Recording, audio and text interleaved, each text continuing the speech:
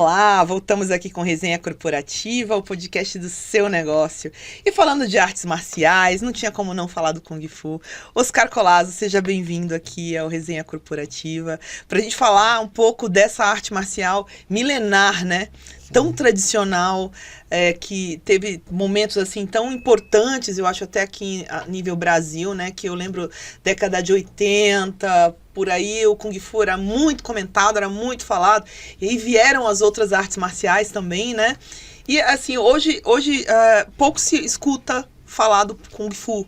Tem espaço, creio que tem espaço, tem excelentes escolas de Kung Fu, mas assim, eu acho que a nova geração tá buscando outra coisa e não identificou, não achou talvez ainda o Kung Fu. Sim. Conta pra gente um pouquinho aí sobre essa modalidade tão bonita, assim, tão tradicional. Tá, bom, obrigado pelo convite, tá?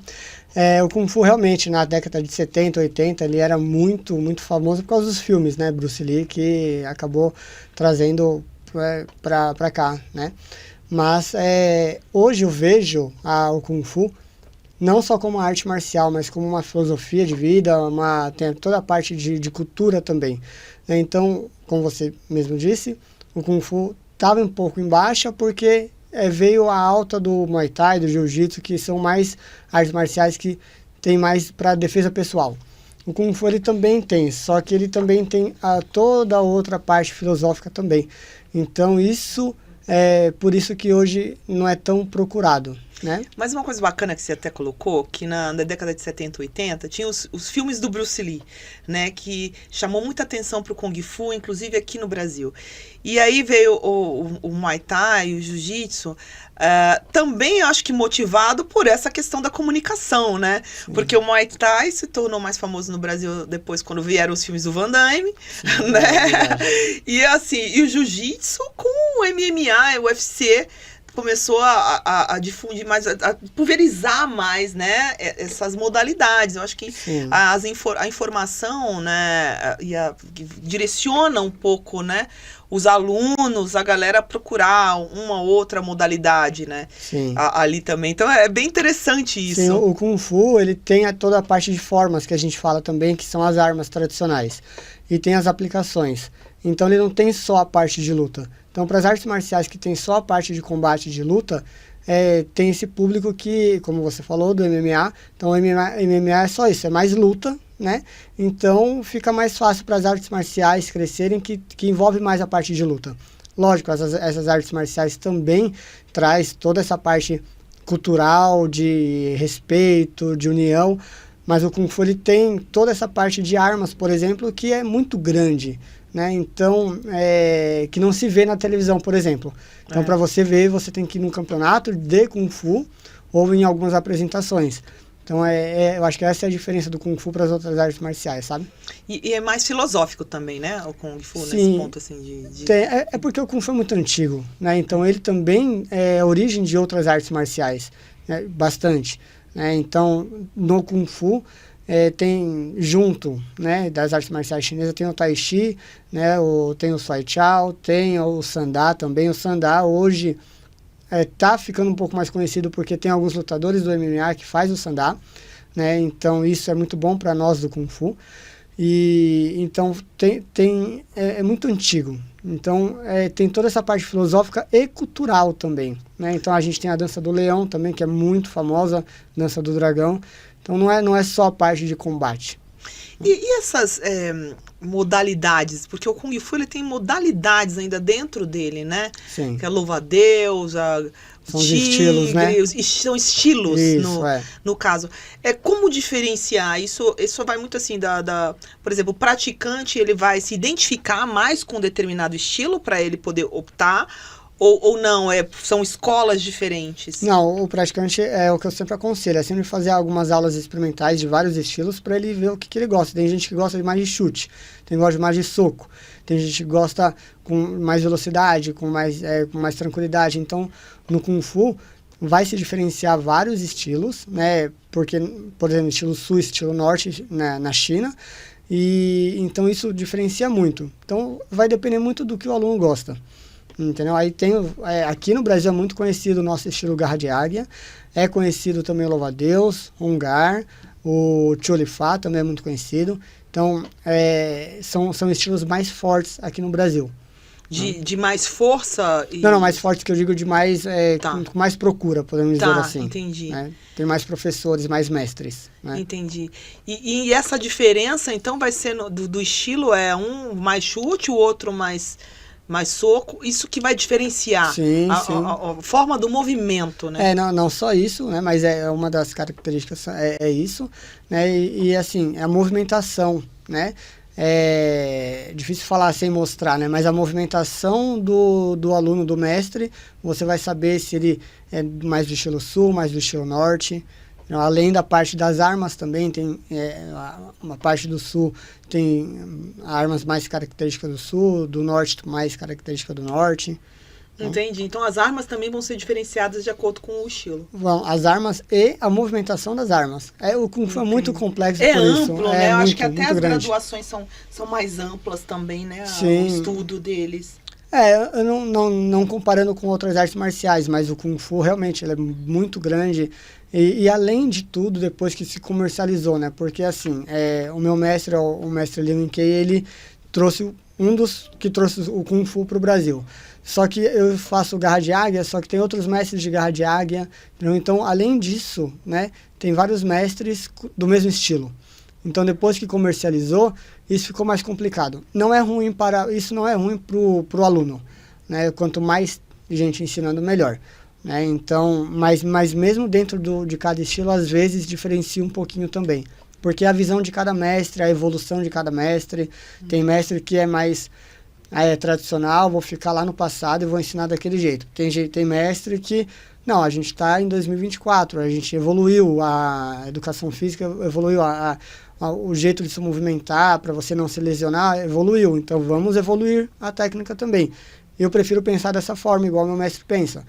Mas também tem mestre que pensa só do jeito que aprendeu lá 50 anos atrás, e está tudo bem também. Aí depende do aluno, sempre ver o que o aluno prefere, entendeu? A adaptação dele também, né? Sim, sim. Ai, olha, obrigada, viu, Oscar, pela sua participação aqui, falando do Kung Fu. E é isso, gente. Já a gente volta com mais resenha corporativa. Clica, curte, compartilha, se inscreve, dá um like e até a próxima.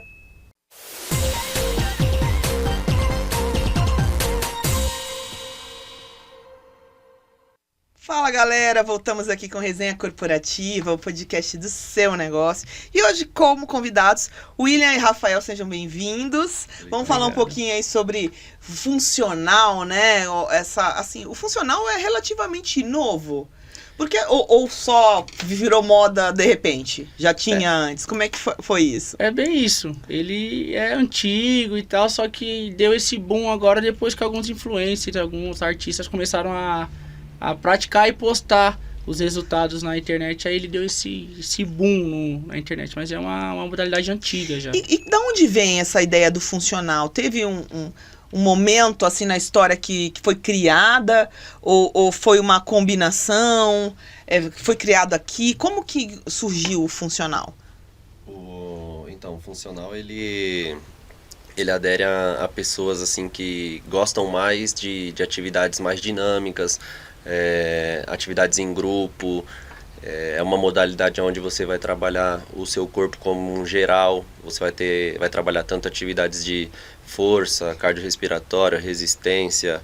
Então ele engloba de tudo um pouco, e você também pode praticar ele em diversos locais. Então não precisa necessariamente estar dentro de uma academia de musculação. Eu posso praticar num parque, eu posso praticar em uma praça.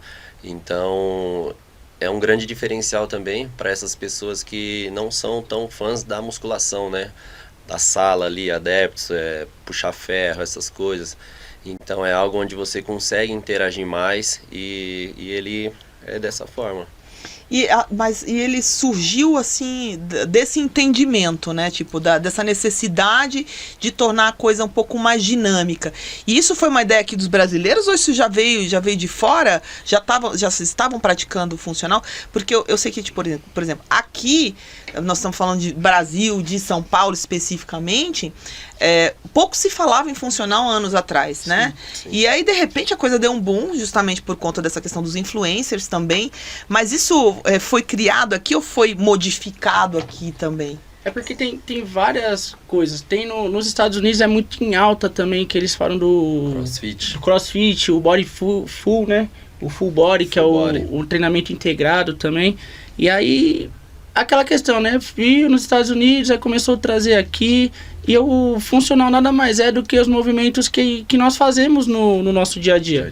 É empurrar, correr, saltar, tudo isso. Porém, a gente consegue fazer ele, que nem o William falou, em espaço aberto, não precisa estar teoricamente dentro da academia. E de uma forma coordenada, você fala, né? Coordenada, pensada, claro, quando a gente fala de treino, aí é uma questão planejada, estruturada para aquelas pessoas, mas nada mais é do que a questão do nosso dia a dia. É o que a gente faz no nosso dia a dia. E isso surgiu lá atrás, há algum tempo lá atrás nos Estados Unidos.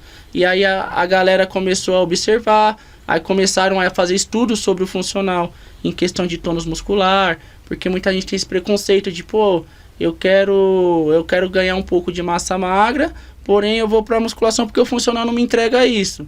E tá totalmente errado, porque o funcional entrega isso para as pessoas. E aí foi se desmistificando esse mito, né, que as pessoas têm. Mas aconteceu lá atrás, e se eu não me engano, o pioneiro foi nos Estados Unidos mesmo.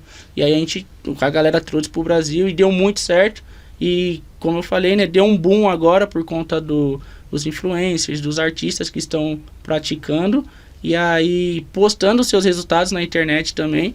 E agora tem várias páginas com treinamento funcional, alguns exercícios, algumas dicas que o pessoal passa.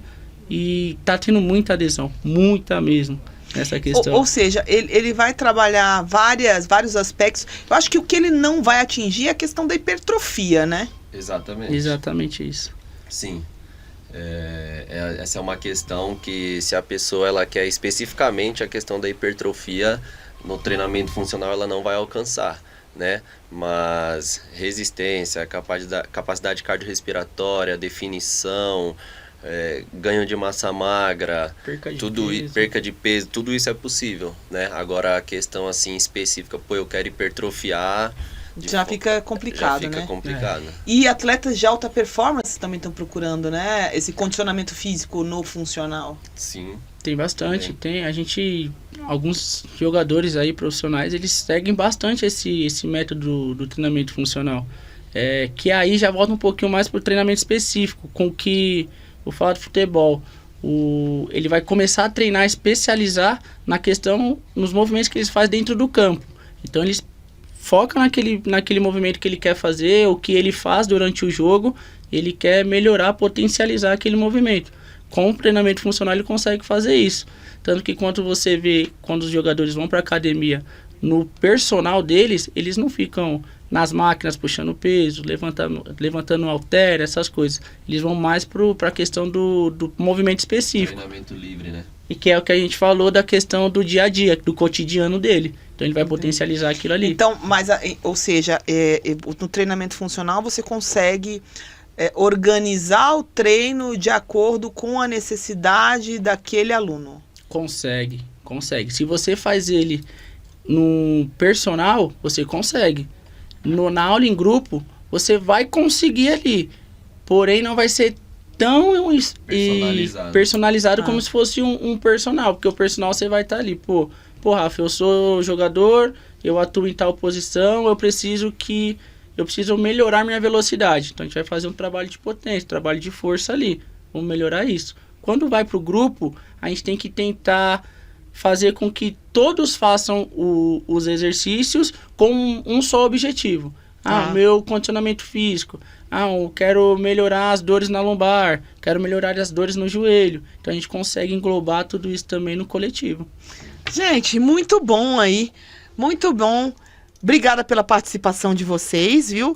Aqui no Resenha Corporativa, falando mais um pouquinho sobre treinamento funcional, né? Que tá todo mundo aí atrás, que todo mundo querendo saber, a gente tentando trazer mais conteúdo para vocês sobre isso aí. E é isso, ficamos por aqui, se inscreva no nosso canal, clica, compartilha, dá um like, sininho aí para todas as notificações e até a próxima.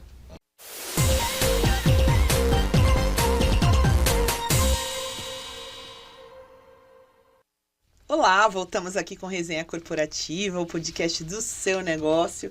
E eu já vou ficando triste, gente. Nós estamos encerrando aí já a nossa primeira temporada, né? O ano acabando. E ano que vem é cheio de novidades. Vem a segunda temporada do Resenha Corporativa. Tem o Resenha na Estrada agora também chegando.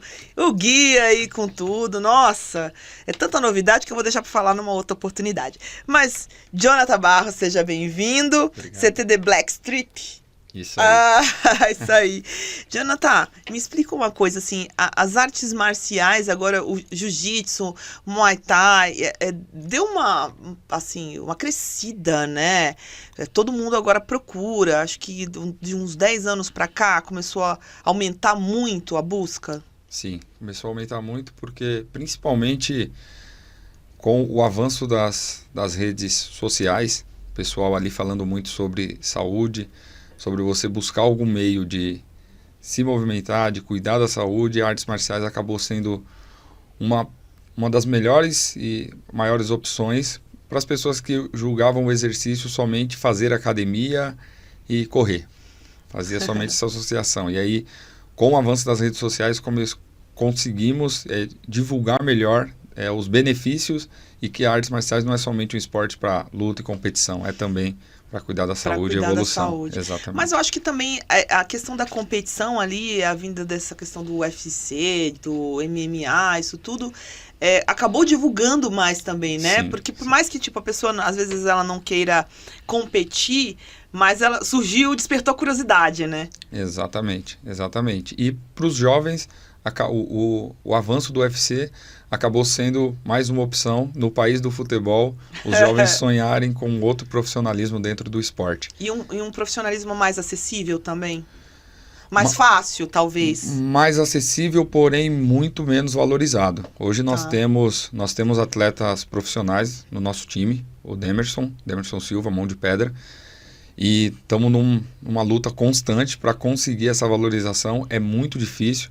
Os atletas nas artes marciais não são valorizados como poderia e como deveria ser.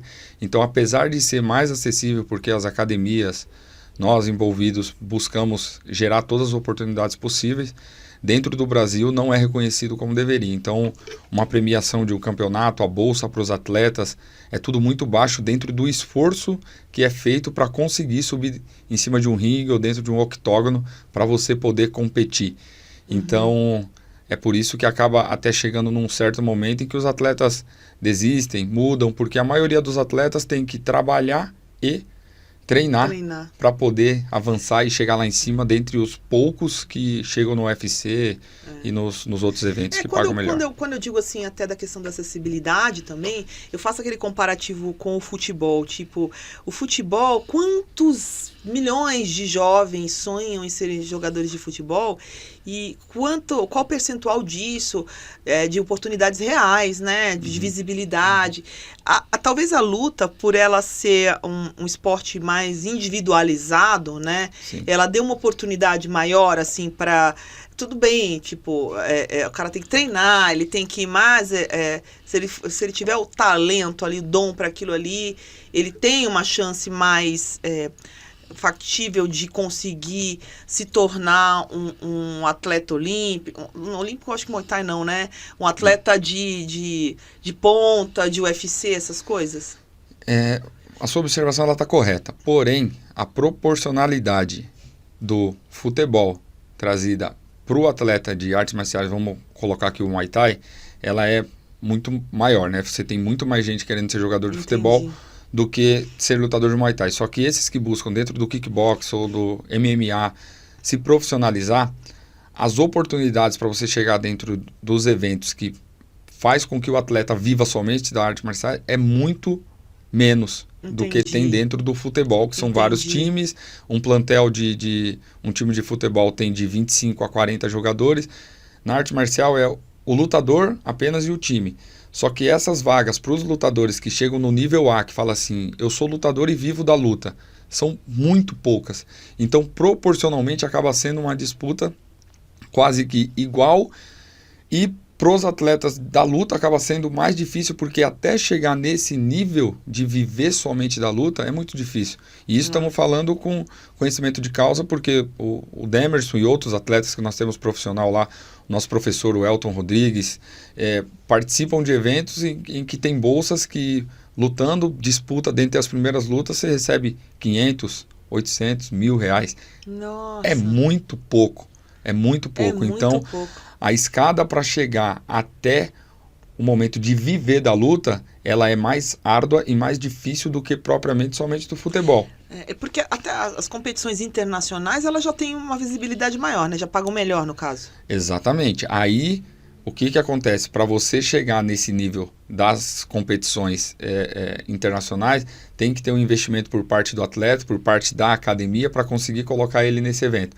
Porque tem eventos que pagam para você estar lá, 100% tal, legal, aí isso vai muito do network que você consegue fazer, mas tem eventos que fala, vem, e você participando, você tem a bolsa de tanto. Então, por exemplo, um evento na Rússia, se nós tivermos a oportunidade de colocar o Demerson num evento na Rússia, talvez nós tenhamos que bancar hospedagem, bancar passagem, tal, para ele poder ir até lá, e depois talvez essa banca pague, mas você entende que o dinheiro muitas vezes tem que ir na frente. Entendi. E aí é onde tem a dificuldade, porque nós das academias olhamos para toda a estrutura de manter os alunos lá que querem continuar treinando por saúde e tal, e destinamos uma energia para os atletas que temos profissional, mas quando chega na parte do investimento é onde acaba pesando, porque é onde faz diferença para alguns eventos em si. Entendi.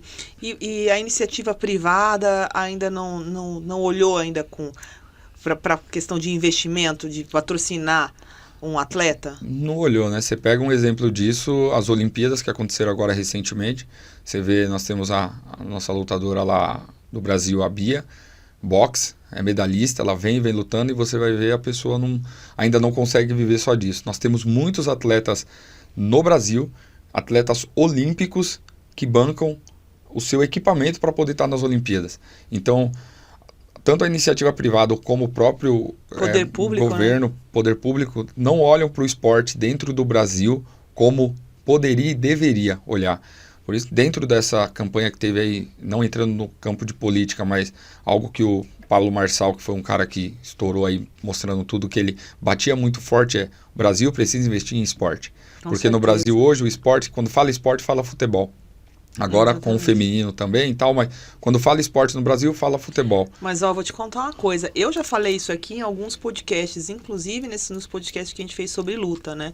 Eu tenho meu ponto de vista, eu acho que falta uma iniciativa pública absurda. Exato. Porque se você coloca artes marciais ali para as crianças, principalmente assim, se você pegar ali periferia, isso tudo, você está dando não apenas o contato com o esporte, mas você está dando base filosófica de disciplina, de de autocontrole, alguns conceitos que são oriundos ali das artes marciais, né? Desses esportes especificamente, né? Exatamente, tanto que isso, o Marcelo Matias, que é o nosso mestrão lá na academia, ele que é o fundador do CTD Black Strip, ele é lutador profissional também, tem muitas lutas aí, se colocar no YouTube, conhecido como Marcelo Matias, o alemão. Ele, quando iniciou o CTD Black Strip, a primeira iniciativa depois que a gente já conseguiu estruturar minimamente as contas dos alunos foi abrir a turma de Muay Thai Kids, olhando para as crianças, filhos dos alunos, porque os alunos têm os filhos, muitas vezes deixam o filho em casa, no celular e tal. Então o pai já faz, já incentiva o filho a fazer, a mãe já faz, incentiva o filho a fazer. Isso começou bem, e depois nós vimos a questão da dificuldade dos pais conseguirem pagar. O que nós definimos, e o Marcelo foi o idealizador inclusive, vamos ter bolsas. Para os alunos, os pais dos alunos que treinarem e não puderem pagar, a gente coloca 50%. E fomos criando alguns meios de bancar, temos alunos lá que são 100% bolsistas, isso tanto adulto quanto crianças, justamente olhando para isso, para a questão da disciplina, para a questão de estar se envolvendo, para a questão de estar socializando, mirando a evolução, porque quando você está dentro de um tatame não é só o esporte, você tem ali o respeito, você tem a comunicação, você tem a disciplina de seguir o passo a passo de alguém que já trilhou um caminho, sabe cada etapa e vai te dar o melhor direcionamento. E vida saudável, né? Porque automaticamente quando você está fazendo um esporte, você sabe que esquece balada, uma série de coisas, porque você precisa estar condicionado. Então você cria um estilo de vida muito mais saudável. Exatamente. Olha, Jonathan, obrigada pela tua participação aqui, viu? E é isso, gente. Terminamos aqui mais uma resenha corporativa. Já estou me despedindo de 2024. Vamos voltar cheio de novidade, mas tão triste. Enfim, clica aí no sininho para todas as notificações, curte, compartilha, dá um like, se inscreva aí nos nossos canais e até a próxima.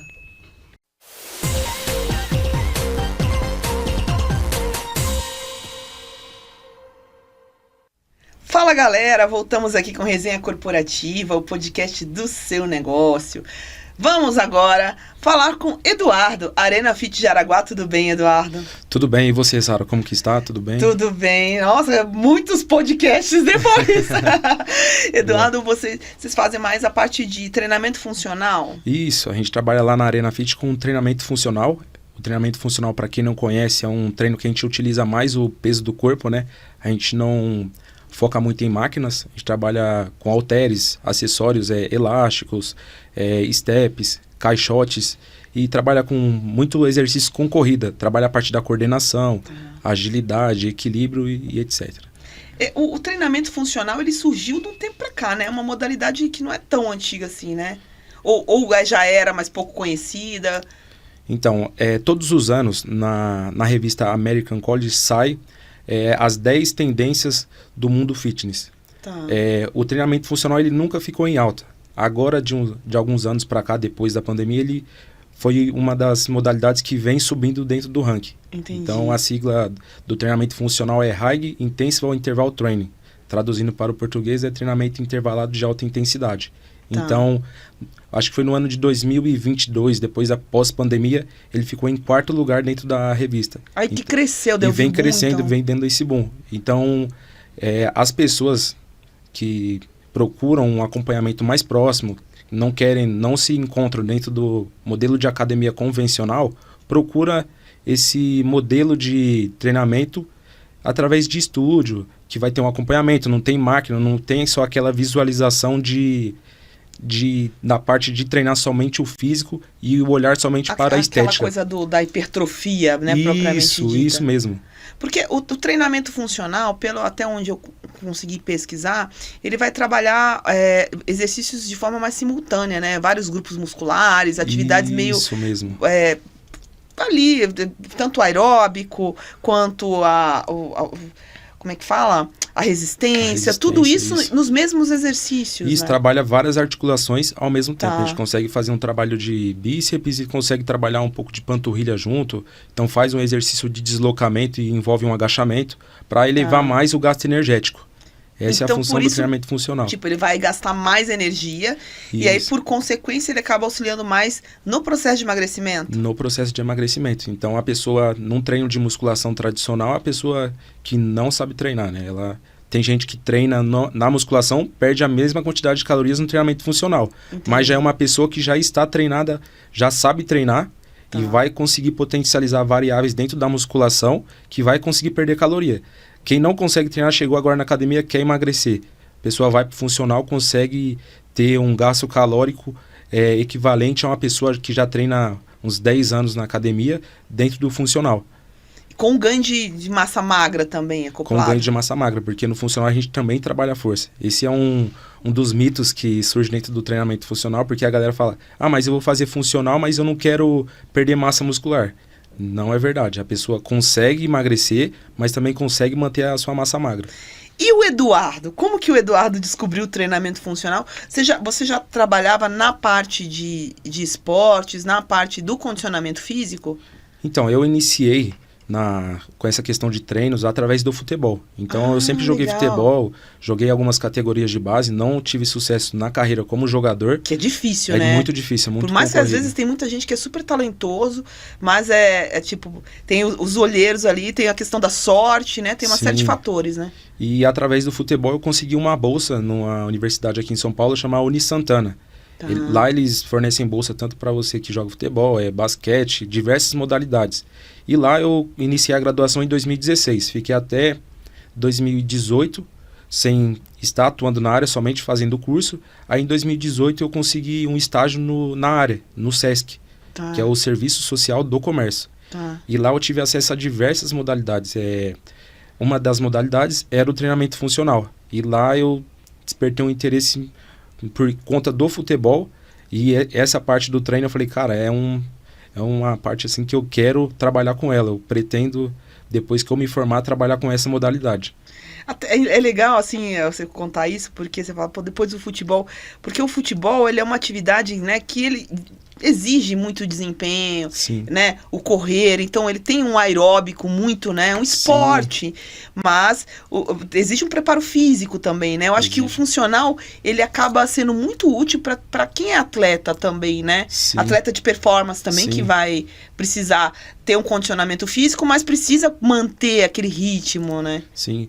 Hoje em dia, no meu espaço, muitos dos meus clientes são jogadores de várzea, que o pessoal joga, mas quer ter um treinamento com acompanhamento, mas não quer ir para academia, porque na academia às vezes vai lá, fica muito tempo parado, e no funcional a pessoa vai e faz um deslocamento, faz salto na caixa, faz movimentos parecidos, específicos do esporte que eles praticam. Entendi. E é bem mais dinâmico, né? Muito dinâmico. Então eles saem de lá suados, satisfeitos, tiram uma foto lá, chama. Então um vai indicando para outro, assim, ó, tem um espaço aqui que dá para treinar e dá pra gente melhorar o nosso condicionamento e melhorar a nossa performance no jogo. E me diga uma coisa, e esse plano que você... É um plano, um projeto? Como é que é isso, essa questão dos 21 dias de emagrecimento? Que você anuncia isso, inclusive, Isso. né? Como que funciona isso? Esse programa, pode chegar a chamar assim? Então, quando eu iniciei com a Arena Fit, final de 2022, eu comecei com espaço só com os treinamentos, mas eu senti um pouco da falta dessa parte de acompanhamento nutricional. Então as pessoas me questionavam, Du, o que eu posso comer? O que eu faço para emagrecer? Porque tem gente que só com treino perde. Então surgiu um start assim, eu tenho que fazer alguma coisa para ajudar. Então chamei algumas nutricionistas parceiras que montam um cardápio, a gente monta um grupo no WhatsApp e a gente faz um acompanhamento durante 21 dias para seguir refeições que vão estar lá no cardápio, no PDF, tudo bonitinho. A gente vai mandando mensagem motivacional todos os dias para falar, vamos galera, não desiste, força, foco e dedicação. E a galera gostou, a gente conseguiu fixar, todos os meses agora a gente faz esse projeto e dentro de 21 dias a gente promete para a galera que vocês conseguem perder de 2 até 7 quilos em 21 dias. Isso também é conjugado com a questão do próprio treinamento funcional. A pessoa faz a atividade física e tem esse acompanhamento também nutricional, e que é bem legal isso, você ter um grupo no WhatsApp que vai te incentivar a puxar a sua orelha, e aí você tá seguindo, né? Porque é difícil, eu acho, para qualquer um acompanhar sem ter praticar sem ter um acompanhamento, né? Sim, então a gente faz esse acompanhamento e a gente tá sempre mandando mensagem. Às vezes, por conta de ser um grupo mais reduzido, eu chamo no direct e falo, e aí, como é que tá? Você tá fazendo a dieta? Você não tá mandando as fotos? Porque é obrigado mandar a foto de todas as refeições no grupo. Claro, como toda a comunidade, tem gente que participa, mas só que não participa, né? Tá lá, mas não tá fazendo. A gente chama, e aí, não tá mandando as fotos? Du, tô com algum problema, não sei o quê. Não tem problema. Amanhã é outro dia, inicia de novo. Vamos lá, se planeja, vamos lá e foco, força e fé, não pode parar. Obrigada, viu, Eduardo, Obrigado pela sua participação aqui. É isso, gente, muito bom. Vamos terminando aqui nossa resenha corporativa de hoje. Se inscreva aí no nosso canal, lá pelo portal R011, lá também pelo guia, né, 011 e pelos canais do Lex Studio. Segue lá também, Arena Fit Jaraguá. Tá bom? Show. Clica no sininho para receber todas as notificações, dá um like, curte, compartilha e vamos procurar uma vida mais saudável aí. Vamos fazer o nosso Projeto 21 também. Bora. Tchau, tchau.